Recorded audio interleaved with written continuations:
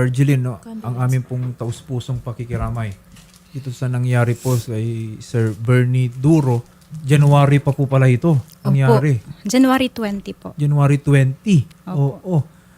Ma'am Arjeline, noon po bang bago mangyari ito, may nababanggit na po ba si Sir Bernie sa inyo na may nananakot sa kanya or may nagbabanta sa kanyang buhay? Wala naman, sir. Ano lang po, plain lang po siyang nag-open ng shop doon sa sentro po ng bayan po namin. And wala naman po siyang nababanggit sa akin na may Pananakot? threat or wala naman po. Kaya Wala siyang kaaway, nakaalitan sa mga panahon po na yan? yung kaalitan po, siguro po meron. Pero hindi naman po siya nagbabanggit sa akin about doon sa tao po na yun. Okay. Alam niyo po ba kung ano yung reason bakit may ganong kaalitan? Alam ko, sir, pero hindi ko po siya ngayon dahil, sir, medyo complicated po. Pero involved ba dyan? Pera? Ganun po ba? Lupa? Yes po. Okay. So may property, may valuable na involved po dito. Ngayon, napanood po natin lahat, no, yung nangyari po sa kinakasama po ninyo. Kamusta po yung naging investigasyon dyan? Sa ngayon, sir, wala pa po talagang malinaw na investigasyon. Wala pang kaso po na naisampa? Wala pa po. Bakit daw po? Based po sa may hawak po ng kaso, ang sabi po nila sa akin, wala po kasi kaming matibay na titistigo laban po doon sa gumawa nun. Pero may na-identify na sila? Kumbaga may tao na sila na person of interest? Sa ngayon, sir, wala pa po talaga totally na person of interest. Magandang hapon po sa inyo, Corporal. Sir, good afternoon din po sa inyo. Sir, kay si Ma'am Angeline. Good afternoon po. Ayan. Corporal, napanood po namin yung video ng pagpatay kay Sir Bernie Duro.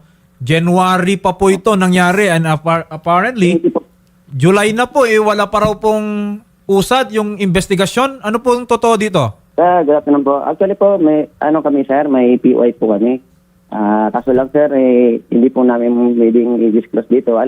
Sinabi na rin po namin yung kay Madam.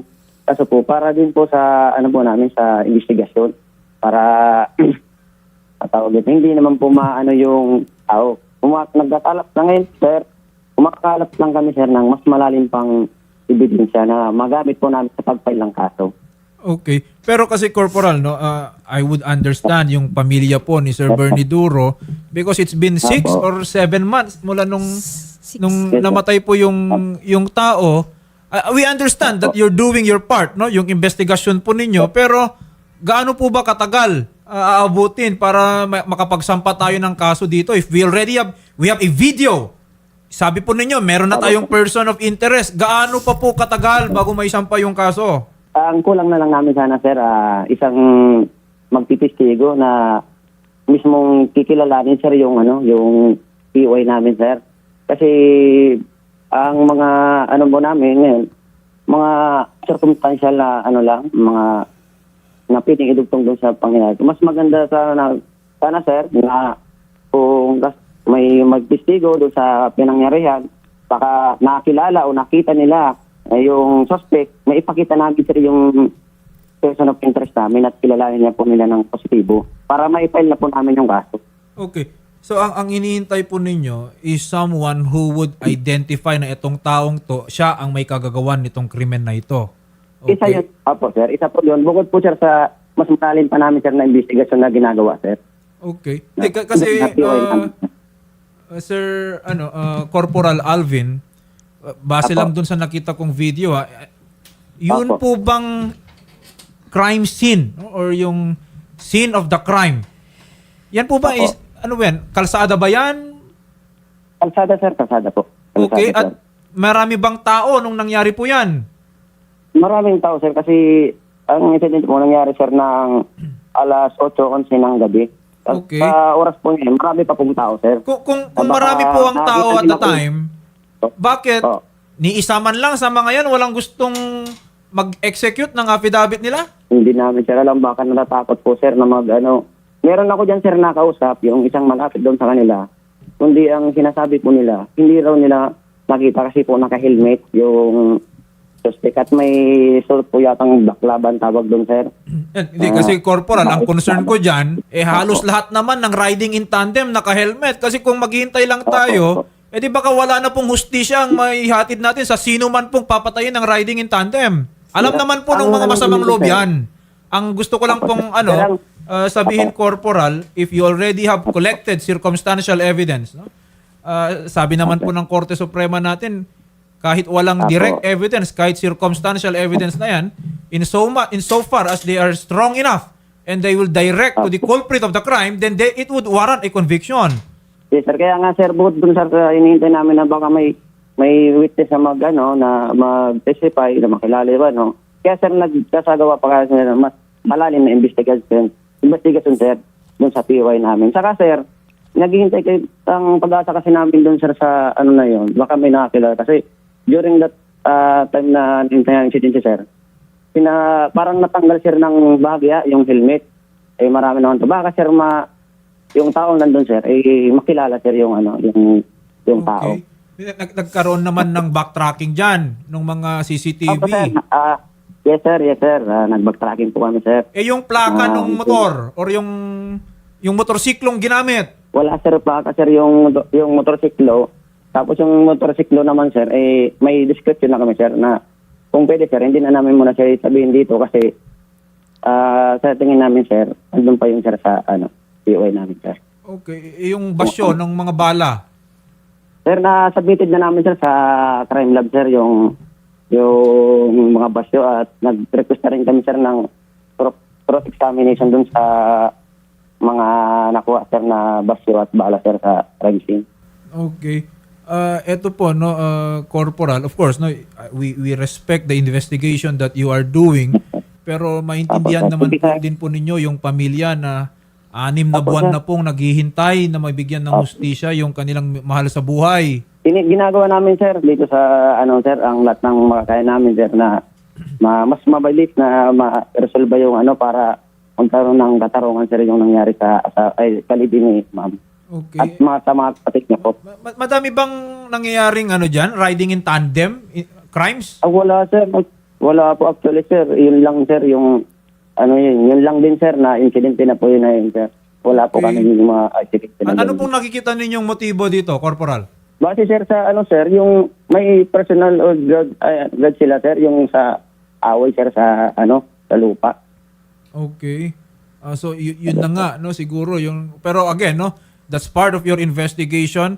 You will have to connect all the pieces, corporal, no? And we expect po na sana yung hustisya man lang makamit natin dito kay Sir Bernie Duro.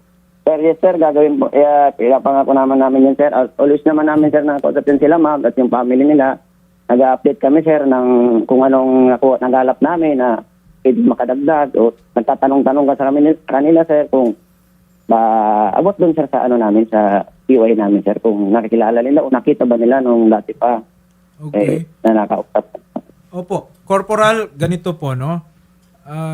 As I mentioned earlier, we respect your investigation, pero you have to understand, January pa po ito, no, nangyari. Yes, sir. If we need to contact po yung provincial or even the regional director for this matter, kung kinakailangan pong magdagdag ng tao para mapabilis na po yung investigasyon na ito, gagawin po namin yon.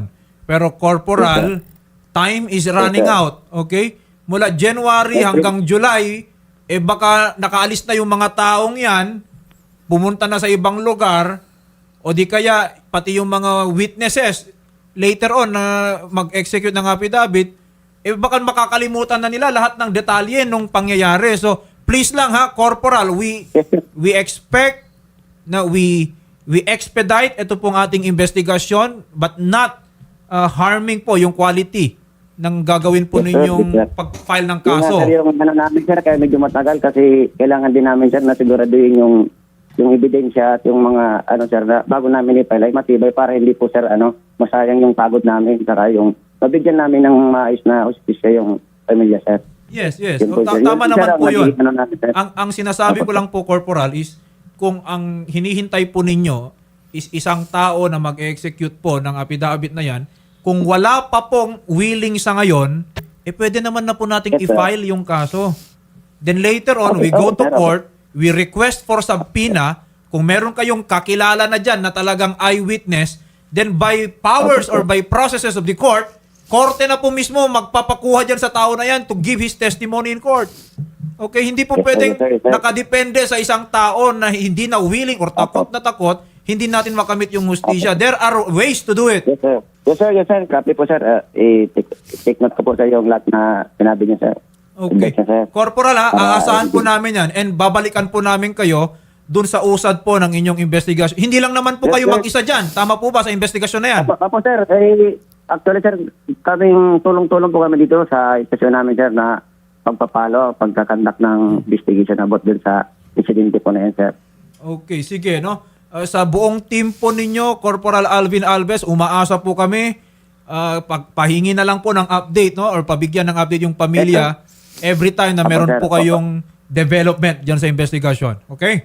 Yes, sir. Yes, sir. Continue naman, sir, yung ano namin, sir, ng family, sir, ng ang pag-uusap po namin, sir. Okay. Kada may update po.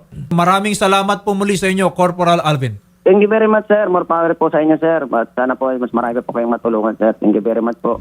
Ma'am Argelan, no? Naiintindihan kita kung natatagalan ka na dun sa investigasyon na ito, no? Kasi from January to July, talagang ang hirap po na araw-araw iniisip mo na yung mahal mo sa buhay hanggang sa ngayon hustisya pa rin ang sinisigaw. Okay? We will monitor po no yung investigation na gagawin po ng Camarines Sur PNP. If kakailanganin pa po na magdagdag na ng tao dyan sa investigasyon na yan para magiging mabilis po, we will coordinate with the regional office. Papunta po yan. Pero ang sa amin lang po dito, madam, no, kung circumstantial evidence pa lang ang meron sila, okay? Kung kahit ang tagal na nating naghintay, anong pilit natin, wala tayong direct evidence na willing mag-testify po dyan, ang recourse po natin is we file it with the circumstantial evidence na hawak po natin. Okay? Hindi po maaari na matetenga habang kailan? 2-3 taon. By that time, pati yung circumstantial evidence mo, wala nang kwenta. Okay? Basta ma-file yung kaso, makita natin na umuusad yan. Later on, madami namang mga tao, kalagitnaan ng proceedings, doon sila naengganyo na sige, willing na ako magsalita. Pero kung sa ngayon, hihintayin natin sila hanggang kailan, kahit ang dami nila, victory yan dun sa masamang loob, sa criminal po na yan. So, Ma'am Argelan, we will keep you updated ha, dito po sa investigation po. And again, aming pong taus-pusong pakikiramay. Opo, maraming salamat.